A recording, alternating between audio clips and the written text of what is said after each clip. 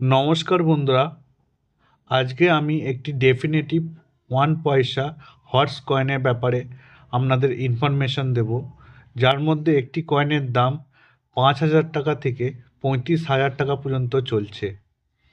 এই কয়েনটি 1950 সাল থেকে 1955 সাল পর্যন্ত ঢালা হয়েছিল। আজকে আমি 1953, 1954 ও 1955 সালের কয়েনটির ব্যাপারে আমি ইনফরমেশন দেব। এই কয়েনটির মেটেল ছিল ব্রোঞ্জ। 1950 সালের কয়েনটির ওয়েট ছিল 3.88 গ্রাম এবং 1951 থেকে 1955 সালের কয়েনগুলির ওয়েট ছিল 2.92 গ্রাম। এই কয়েনটির সাইজ ছিল 21.33 এবং শেপ ছিল সার্কুলার। প্রথমে আসি 1955 সালের এই 1 পয়সা কয়েনটির ব্যাপারে। 1955 সালের 1 পয়সা কয়েনটি শুধুমাত্র বোম্বে আর হায়দ্রাবাদ মিন্ট থেকে ঢালা হয়েছিল।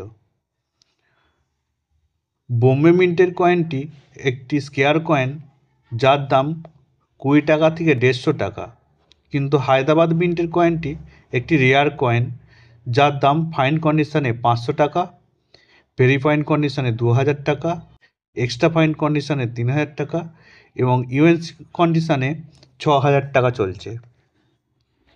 এবার আসি 1954 সালের 1 পয়সা কয়েনটির ব্যাপারে। এই কয়েনটি ভারতের 3টে মিন্ট, বোম্বে, কলকাতা আর হায়দ্রাবাদ মিন্ট থেকে ঢালা হয়েছিল। বোম্বে আর কলকাতা মিন্টের কয়েনটি কমন কয়েন, যার দাম 10 টাকা থেকে 40 টাকা চলছে, কিন্তু হায়দ্রাবাদ মিন্টের কয়েনটি রেয়ার কয়েন, যার দাম ফাইন কন্ডিশনে 300 টাকা, ভেরি ফাইন কন্ডিশনে 750 টাকা, এক্সট্রা ফাইন কন্ডিশনে 2000 টাকা এবং ইউএনসি কন্ডিশনে 4000 টাকা। লাস্টে আসি 1953 সালের 1 পয়সা কয়েনটির ব্যাপারে। এই কয়েনটিও ভারতের 3টে মিন্ট, বোম্বে, কলকাতা আর হায়দ্রাবাদ মিন্ট থেকে ঢালা হয়েছিল।